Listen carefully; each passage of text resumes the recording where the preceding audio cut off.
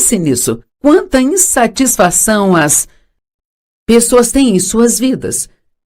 E você está insatisfeito com alguma coisa no momento? Eu vou me perguntar isso um pouco mais tarde, depois que o programa acabar, mas agora estou lidando com você, não estou lidando comigo. Deus, Ele lida muito comigo, sabe? Quantas pessoas neste momento insatisfeitas com sua aparência, com seu trabalho, com sua vida em geral, sua igreja, as pessoas em sua vida, sua situação financeira, seu carro, sua casa, seus vizinhos, seus pais. O diabo sempre nos mostra alguma coisa para sermos infelizes, porque nada é perfeitamente do jeito que gostaríamos que fosse. Mas então, se olharmos para as coisas do jeito que Jesus gostaria que olhássemos para elas, nenhum de nós é perfeitamente do jeito que as pessoas gostariam que fôssemos. Ops, nos esquecemos disso, não é? Só pensamos no que há de errado com todo mundo. E Deus não quer que nós julguemos as pessoas tão duramente. Aqueles que dão misericórdia aos outros receberão misericórdia para si mesmos. E o que significa fome e sede de justiça? Significa que você é uma pessoa que realmente quer fazer o que é certo. Eu amo isso. Eu quero fazer o que é certo. Eu quero fazer o que Deus quer que eu faça. Eu tenho fome de fazer a coisa certa. E acredito que você também, ou provavelmente não estaria gastando o seu tempo para assistir um programa como este. Agora, quando se trata de falar sobre justiça, existem dois tipos de justiça. Agora, existe uma justiça que nós trabalhamos duro para obtê-la. Mas então há uma justiça que nos é dada como um presente de Deus. E, normalmente, o que as pessoas fazem é se esforçarem muito para fazer o que é certo, e então elas serão vistas como pessoas justas. Mas isso não funciona. Porque você não pode dar algo que você não tem. E você diz, bem, a Bíblia diz que quando nós cremos em Jesus Cristo como nosso Salvador, que Deus nos dá a sua justiça como um presente. Deus, Ele nos vê, diz a Bíblia amplificada, como sendo certos, mesmo que estejamos fazendo coisas erradas. Deus nos vê como certos por causa da nossa fé em Jesus. Aquele que não conheceu o pecado tornou-se pecado para que fôssemos feitos justiça de Deus em Cristo. Algumas pessoas preferem a expressão de que a justiça de Deus ela nos é imputada. É a mesma coisa, isto nos é dado como um presente. Mas então o que acontece quando você sabe no seu coração que você foi justificado com Deus? E que mesmo quando você comete erros, você ainda não perde esse direito diante de Deus. Você então torna-se o tipo de pessoa que você quer retribuir esse grande presente que Deus te deu, fazendo o que é certo. E eu realmente quero que a justiça que Deus colocou em mim seja trabalhada através de mim para que eu possa viver uma vida correta e que outras pessoas possam ver Jesus em mim. Sei que é o que você quer também. Eu acredito que todos os tipos de coisas boas sobre você, acredito que você quer fazer o que é certo. Não temos que ficar frustrados conosco quando falhamos. Sabe por quê? Porque Deus já sabe de tudo que nós faremos de errado antes mesmo de fazermos, sabe? Ele nos ama a si mesmo. Sabe, a Bíblia diz que Ele conhece cada palavra da nossa boca, até mesmo as que nós ainda nem pronunciamos. Você não é surpresa para Deus, Ele já sabia de todos os erros que você cometeria e os que eu cometeria antes que Ele nos convidasse para um relacionamento com Ele. Você foi justificado com Deus, então agora trabalhe com o Espírito Santo para permitir que a posição justa que você tem seja trabalhada através de você, mas entenda que este é um processo e de que Deus Ele nos muda de pouco a pouco, de glória em glória. Vamos continuar mudando pelo resto de nossas vidas. E fazer o certo significa fazer escolhas certas. Dizer coisas certas, ter pensamentos certos, ter atitudes certas e tratar as pessoas da forma certa é uma atitude grande, porque muitas vezes, especialmente quando as pessoas não nos tratam da forma correta, também temos dificuldades em tratá-las corretamente. Mas Jesus diz que devemos amar os nossos inimigos e orar por aqueles que nos feriram. Veja, a Bíblia diz que o sol brilha sobre o justo e sobre o injusto.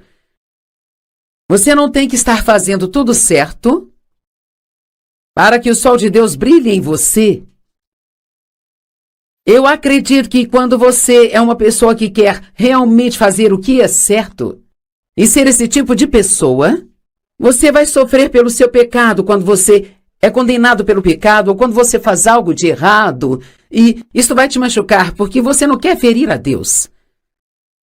Mas se você conhece o caráter de Deus e se você acredita no que a palavra de Deus diz, você também sabe que quando você comete erros, que tudo o que precisa fazer é confessar, estar disposto a se arrepender, o que significa dar meia volta, seguir em uma nova direção, você não vai continuar fazendo aquela coisa de novo. E imediatamente você é perdoado, seu pecado é removido para tão longe quanto o leste está do oeste, Deus não se lembra deles mais, nenhuma condenação há para aqueles que estão em Cristo Jesus. Deus não quer que você perca a sua vida se sentindo condenado por cada erro que você comete.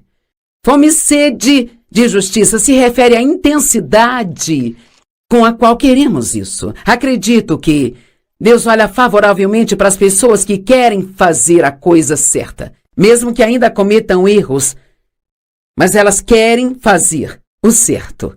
Uma pessoa faminta ou sedenta fará qualquer coisa para comer ou beber. E se nós realmente queremos fazer a coisa certa na vida, nós vamos buscar isso com mais ardente zelo. Veja, eu acredito que hoje tem muitos cristãos que eles não são comprometidos. E o mundo não precisa ver cristãos não comprometidos, sabe? Eles precisam ver cristãos comprometidos. Não podemos traçar uma linha e dizer, não vou ultrapassar essa linha e quando ficar inconveniente, continuar movendo a linha para um pouco mais adiante. Não devemos esquivar-nos de fazer a coisa certa só porque várias pessoas que conhecemos não estão fazendo o que é certo. Eu oro e peço para que todos possamos ir mais alto e fazer escolhas e decisões certas, até mesmo sobre coisas como o que assistimos na TV, que tipo de filmes nós vamos ver, como nós nos vestimos, que tipo de festa nós estamos dispostos a ir ou não ir. Nós não podemos ser como todo mundo, estamos no mundo, mas nós não somos dele. E a Bíblia diz que se quisermos servir a Deus, nós temos que viver separados, uma vida separada. Nós temos que ir lá fora e sermos separados. Não significa que você vai virar a cara para todo mundo que não é cristão. Amamos as pessoas e queremos estar perto de pessoas que ainda não estão servindo a Deus porque queremos ter a oportunidade de compartilhar com elas, mas não podemos fazer o tipo de coisas que elas fazem lá fora. Existe uma certa quantidade de sacrifício. Se você quer viver uma vida certa, sacrifique isso e mais aquilo. Talvez você queira ir a algum lugar por entretenimento, mas sabe que não seria certo para você, não seria do agrado de Deus, então você não vai.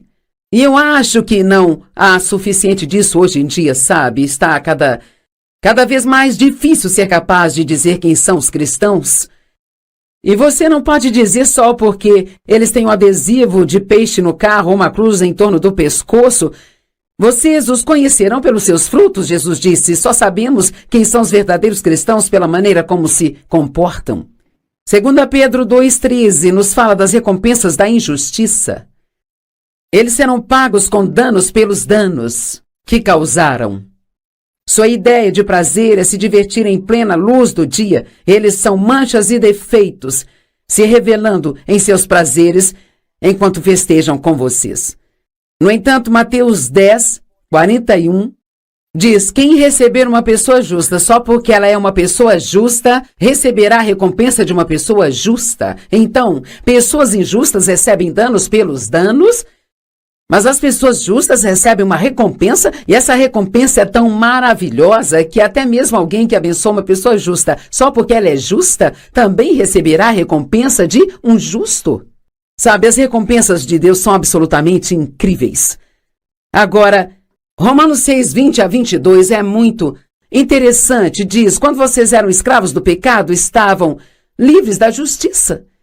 Mas que benefício vocês escolheram naquele tempo, pelas coisas das quais agora se envergonham.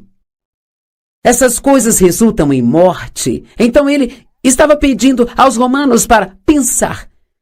Ok, quando vocês viviam em pecado, vocês estavam livres de qualquer necessidade de viver uma vida certa.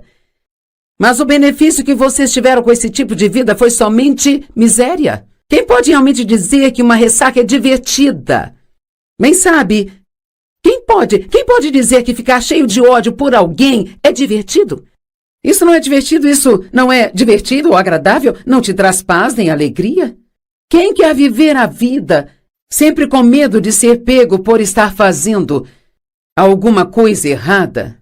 Mas agora que vocês foram libertos do pecado e se tornaram escravos de Deus, os benefícios que vocês escolhem por viverem uma vida certa leva à santidade. E o resultado é a vida eterna. Então, obviamente, a santidade é uma recompensa. E pense como é bom colocar a cabeça no seu travesseiro à noite e, não em autojustiça, mas sabendo que, pela graça de Deus, você fez as escolhas certas naquele dia e que fez a coisa certa. Por exemplo, se todos os seus amigos estão indo para uma festa e vai rolar drogas e álcool lá e estas coisas das quais você não deveria estar participando, e você diz, não, eu não poderia ir. Sua carne pode doer um pouco se você ficar sentado sozinho em casa na sexta-noite, mas, cara, o seu espírito vai se alegrar. E quando você colocar a cabeça no seu travesseiro, você não vai estar num travesseiro duro de culpa e condenação. É melhor você deixar a sua carne sofrer um pouquinho e ter o seu espírito se alegrando, do que ter a sua carne se alegrando e seu espírito em tristeza. Eu vivi anos com esse lamento dentro de mim, porque eu sabia que não estava vivendo do jeito que Deus queria que eu vivesse. E eu não quero ter mais nada com isso, sabe? Eu quero fazer o que é certo. Vamos, você tem fome de fazer o que é certo? Você tem fome de tratar as pessoas corretamente? E fazer as escolhas certas? A santidade é uma recompensa maravilhosa. A Bíblia fala sobre a porta estreita e a porta larga. Essa porta estreita representa um caminho estreito. E basicamente está dizendo que se você vai viver pelo caminho estreito que leva à vida, agora lembre-se que há uma recompensa no final desse caminho. Então, tem coisas que você não será capaz de fazer. Por quê? Porque sabe que não seriam certas. Sabe, se você vai trabalhar a justiça que Deus colocou em você, então você não vai falar mentiras. Mesmo que você se meta em problemas por dizer a verdade, você não vai mentir. Você não vai roubar.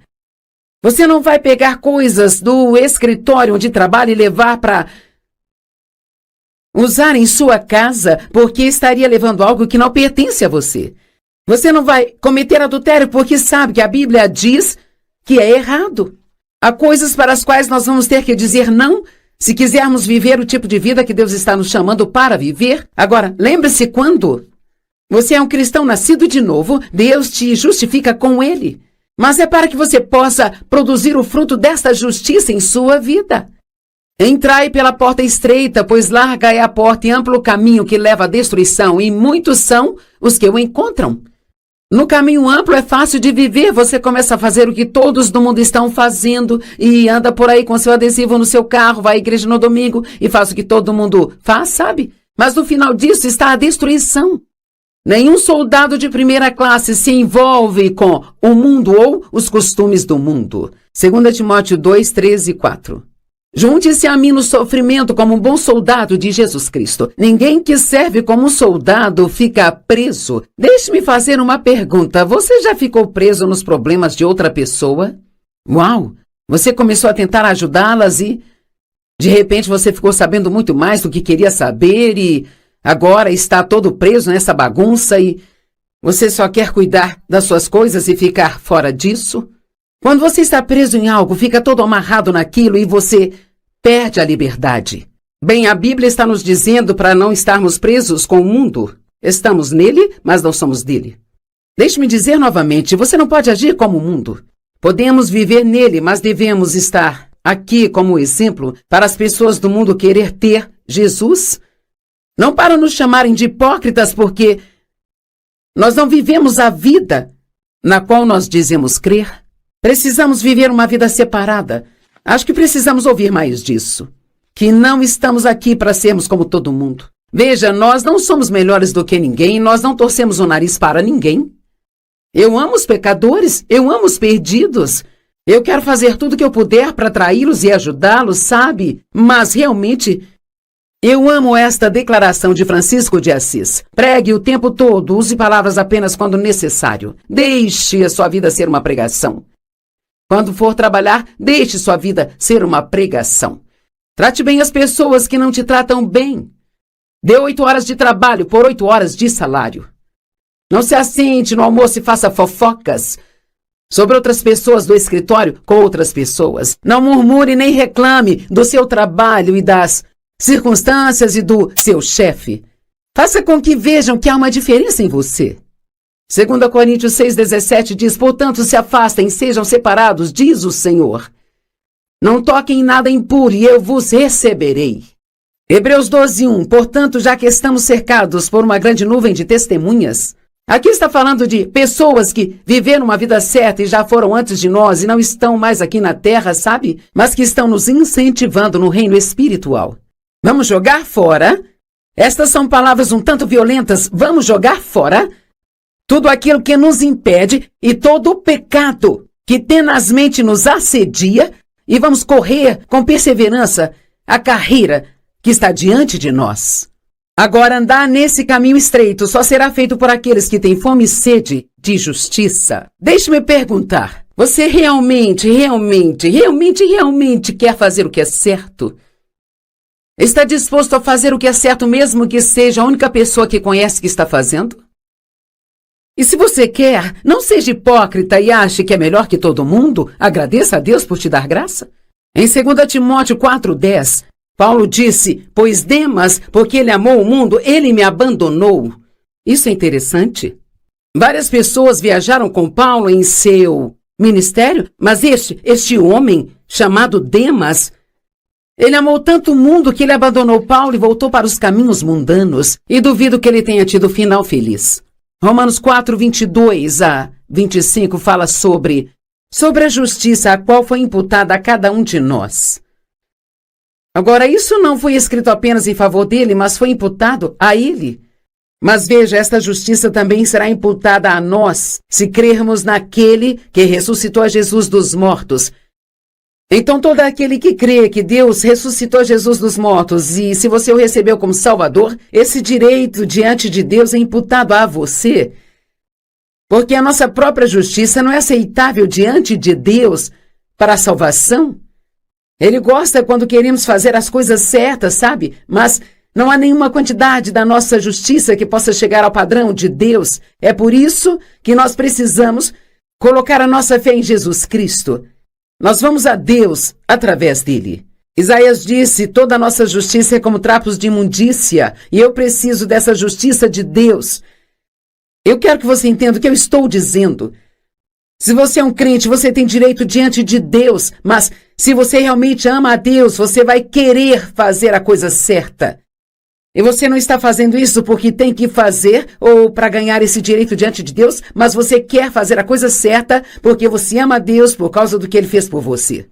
A Bíblia nos ensina em Hebreus 5 que uma pessoa não pode amadurecer espiritualmente se ela não compreende a justiça. Você tem que entender a doutrina da justiça, e é disso que eu estou falando agora. A doutrina da justiça é que fomos justificados com Deus pela fé em Jesus Cristo.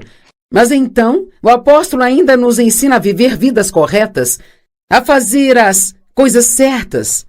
Isso é tão bom.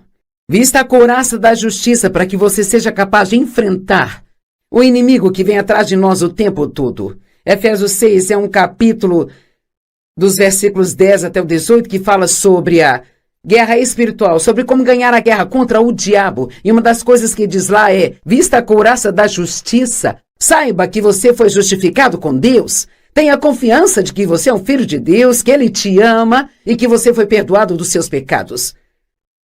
Então eu amo o que diz em 2 Pedro 2, seria melhor que você nunca tivesse conhecido a justiça do que ter experimentado voltar ao pecado. É como um cachorro voltando ao seu próprio vômito ou como uma porca que foi lavada, chafurdando na lama novamente. Eu quero te encorajar a não se comprometer. Não retroceda em fazer a coisa certa. Quando nós nos comprometemos com o erro, nós fazemos menos do que nós sabemos que devemos fazer. Salmo 11, verso 7 diz: pois o Senhor é rigidamente justo, na Bíblia amplificada, e Ele ama aqueles que são justos. No Salmo capítulo 5, verso 12 diz: pois tu, Senhor, abençoarás rigorosamente os justos.